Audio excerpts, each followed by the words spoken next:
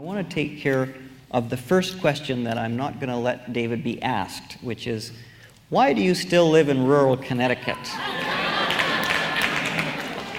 And I'm going to answer it for him because, you can answer it too if you like, Sam. Well, I have a variety of weasel answers to this question, but I think as I've thought about it over the past 2 years, and longer actually, I don't think that any environmental solution that requires all of us to voluntarily, dramatically change the way we live will happen. I don't think that people will, that a significant number of people will upend their lives voluntarily. I don't think it will happen. I think the only tools that are large enough to make a significant movement in the way we live they have to operate on a bigger scale, and I think probably economics is the only tool that's big enough to do it. One of the great benefits of urban density is that, use New York as an example, but I'm sure Vancouver is an example too. New Yorkers are seldom aware of what the price of oil is. The price of gasoline doesn't affect their lives. It doesn't affect the way they heat their homes. The price of oil is an irrelevance.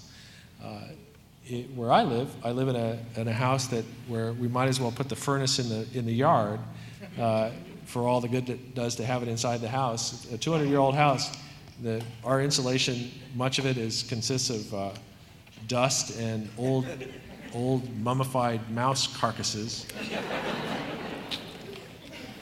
I am very aware of the price of oil. My house is heated with oil, and I remember having a mild cardiac event when I got my first oil delivery in 2008 at $5 a gallon. I think that I live in a place, all my friends are there, my job is there, I'm an elected official there.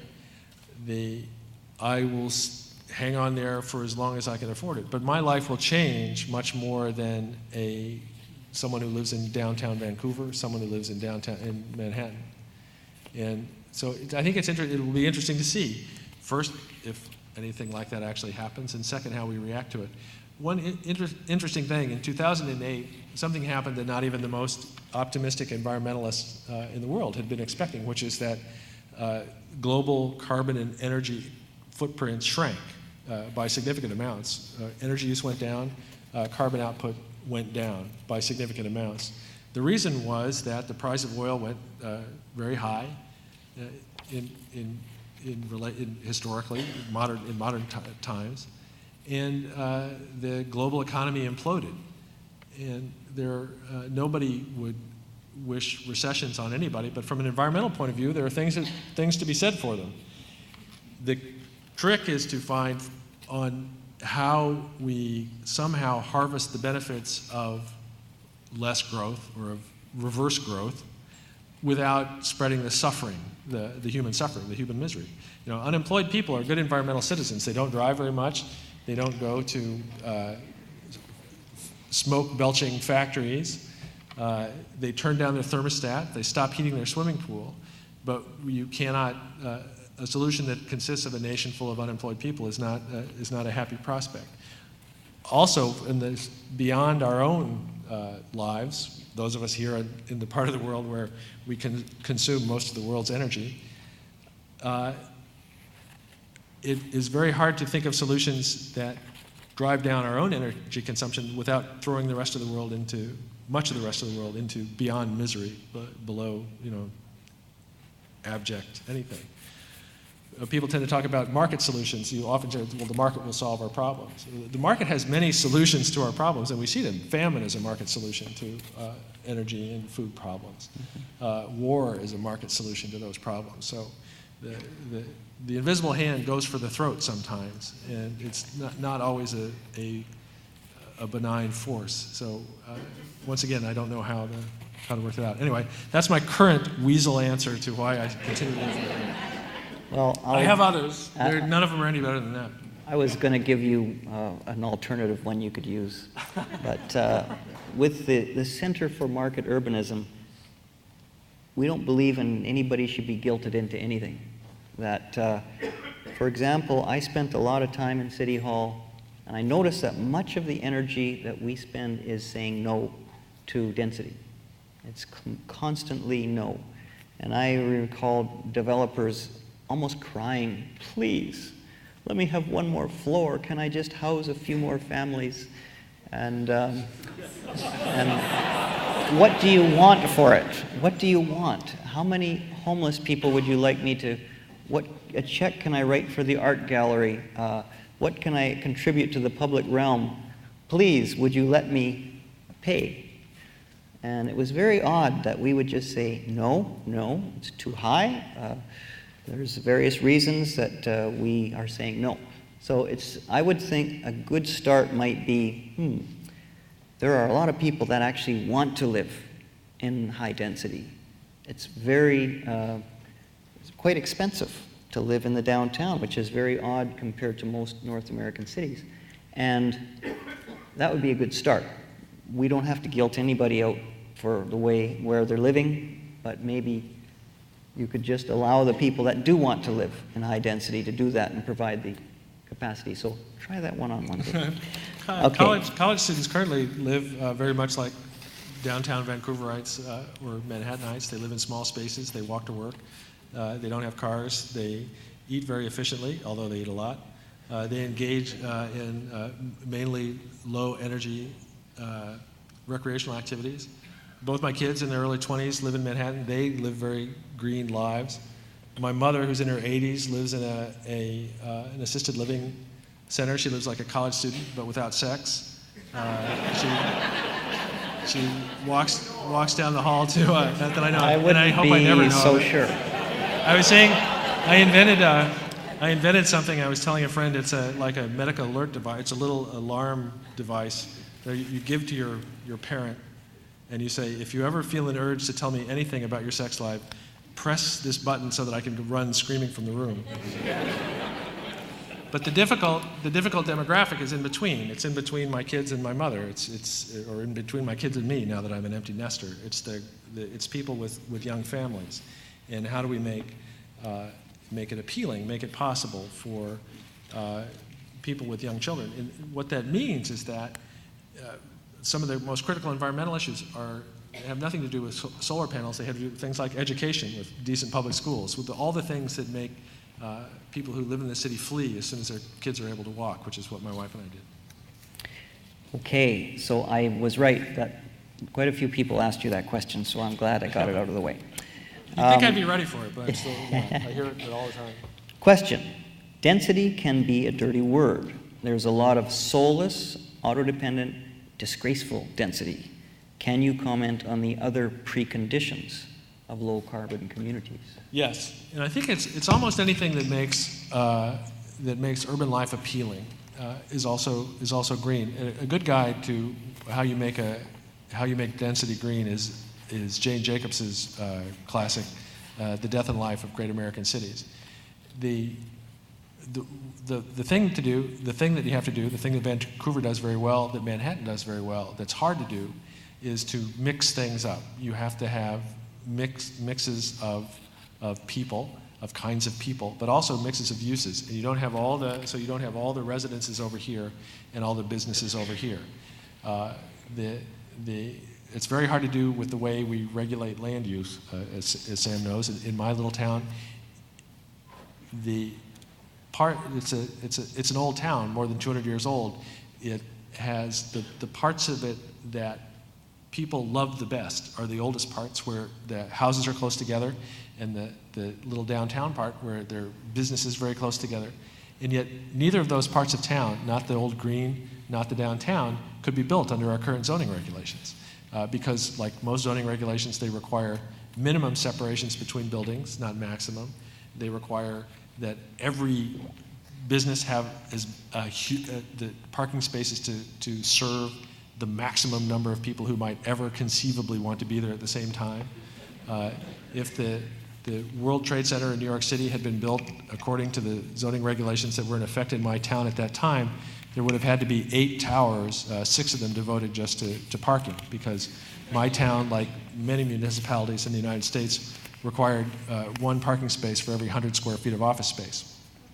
So even people who think of themselves as as fierce protectors of my little town, often you view the zoning regulations as the power that protects them, and that the way to protect what they love about the town is to prevent anyone from ever doing anything remotely like it. And it's you can't necessarily, merely by pointing out the conflict between those two ideas, cause people to come to a different conclusion. And I'm sure that those of you who have built things have encountered versions of that in your professional life. Somebody writes that the 100-mile diet originated in Vancouver. I've heard you've written against it. I'm an enemy of the 100-mile diet, but food is a very tough issue. Food is an emotional issue. As my wife has written cookbooks, and she says we tend to define ourselves by what we refuse to eat. It was definitely true in the case of my nephews, who refused to eat what they referred to as hot foods that touch. So you could not you could not have spaghetti was impossible for them, except unless there was noodles over here and sauce with nothing in it over here. So some of the I think it's easier to think about, to see some of the difficulties if we move beyond, if we don't think about food but think about non-food agricultural products and think about cotton.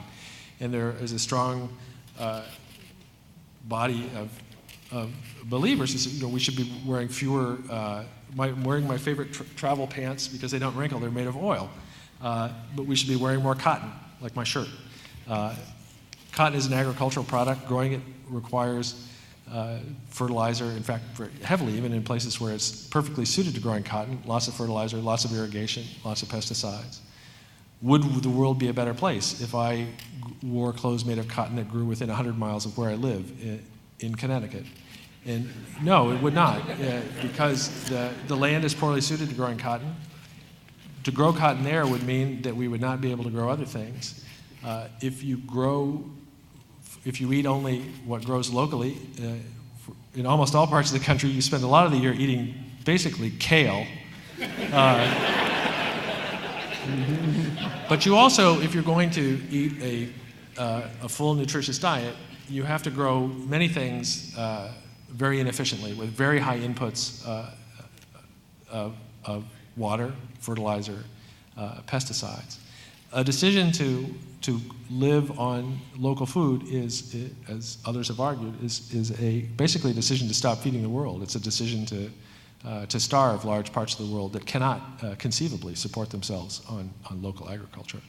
I think locavorism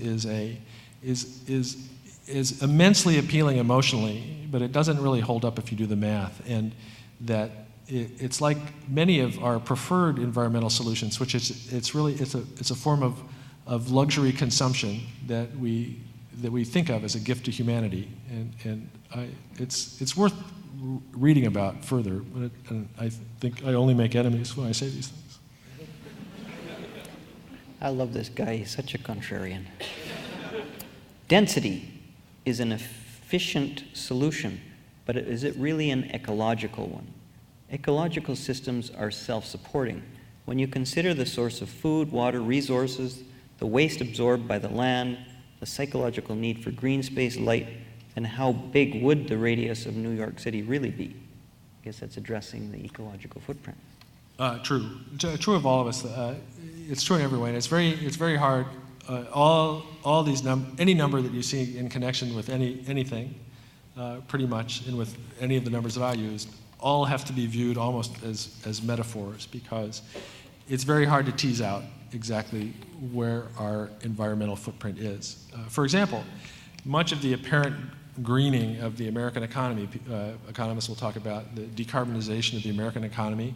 $1 of gross domestic product now is responsible for a smaller amount of carbon than it was, a steadily shrinking amount.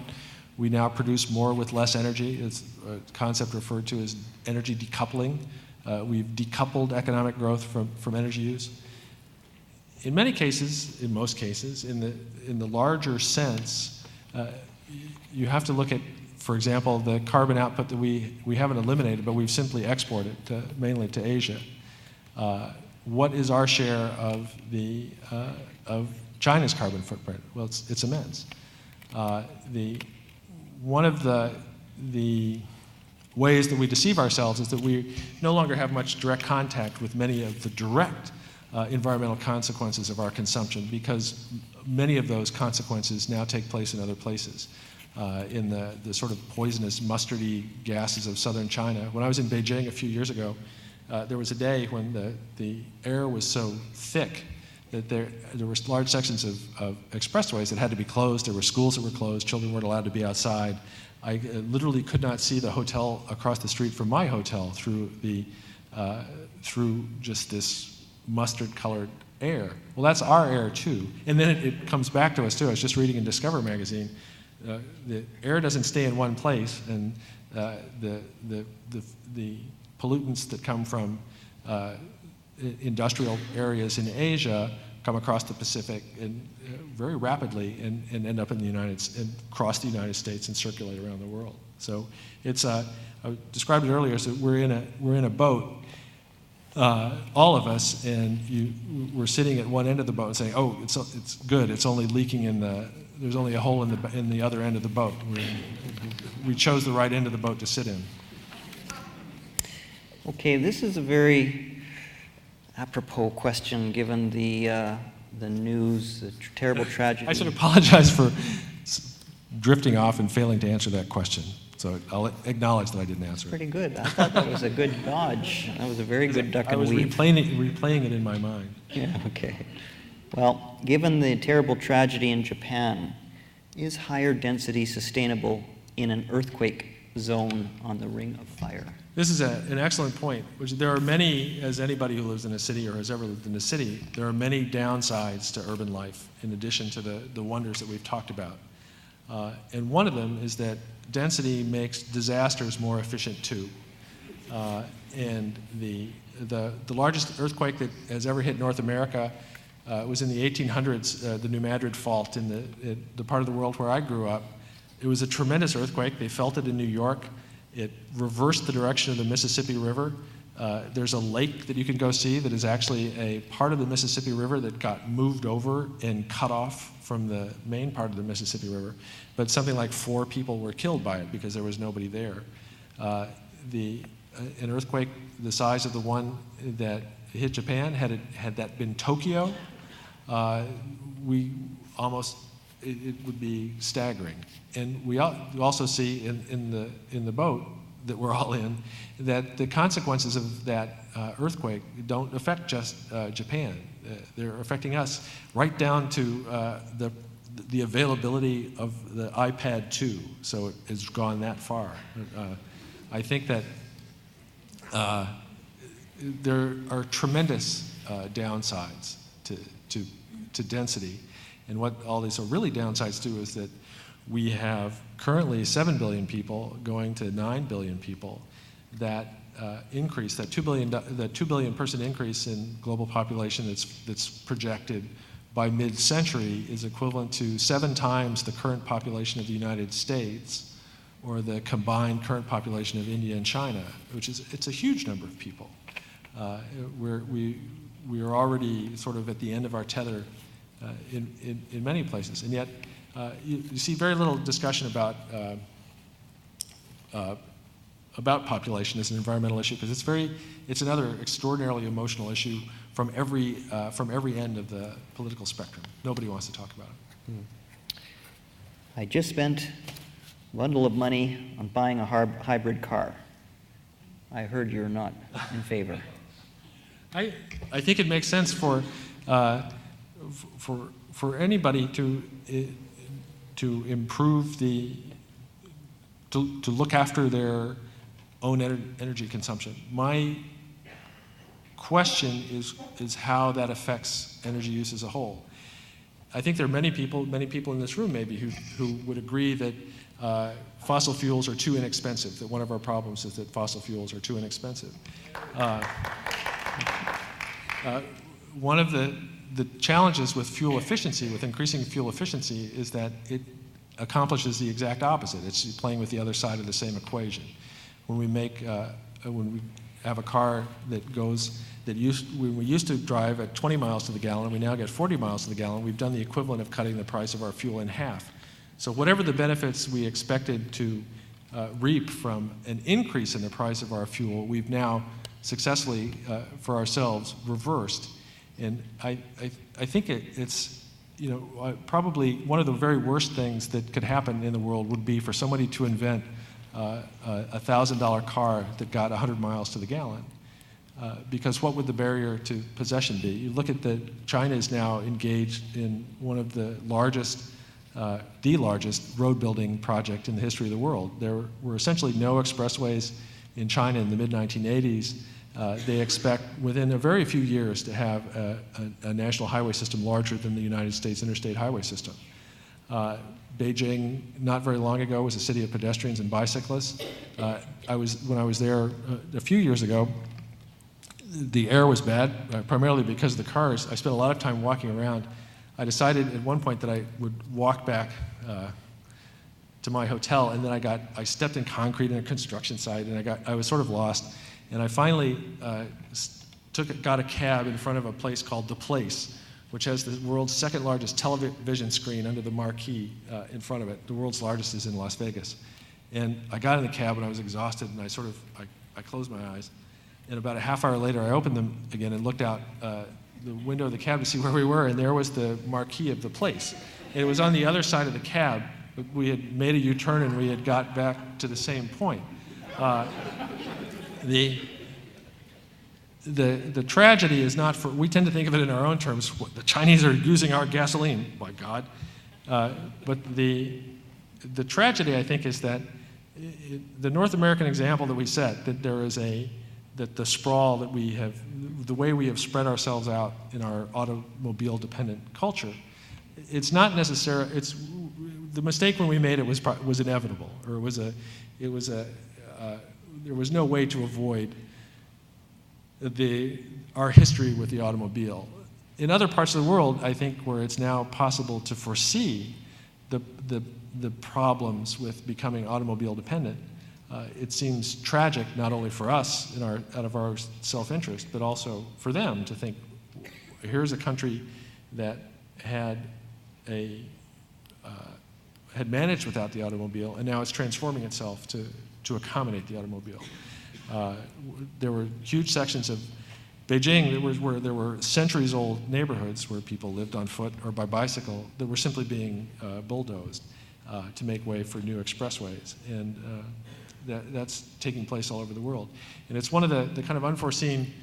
I said to somebody that all consequences are unintended consequences. And one of them is that as we have made our own devices and appliances and vehicles more efficient, one of the consequences is that we have driven down the price of not only of operating, but also of creating those devices, and they have spread through items that were once luxuries in our own culture have spread to every economic stratum of our culture, and now are spreading globally. The $2,000 Indian car, I think, should be considered a global virus, and the consequences not only for us first in line consumers of fossil fuels, but for Indians too, is not a good one. Because what the main environmental impact of the automobile is not the energy that it consumes, it's the energy use that it amplifies by enabling us to live in ways that are inherently environmentally disastrous. It's not the Hummer in the driveway, it's the driveway. It's everything that the Hummer makes necessary. It's the heated swimming pool, the oversized yard that nobody ever sets foot in, the street network that has to go out to reach it, all the redundant shopping malls and schools. It's everything that we do because we're totally independent. We can move around at will. Thank you very much, David. First of all, for a guy who's written 4 books on golf, it was amazing to see you take on the issue of urban sprawl and urban policy and development. That's all we have time for in questions.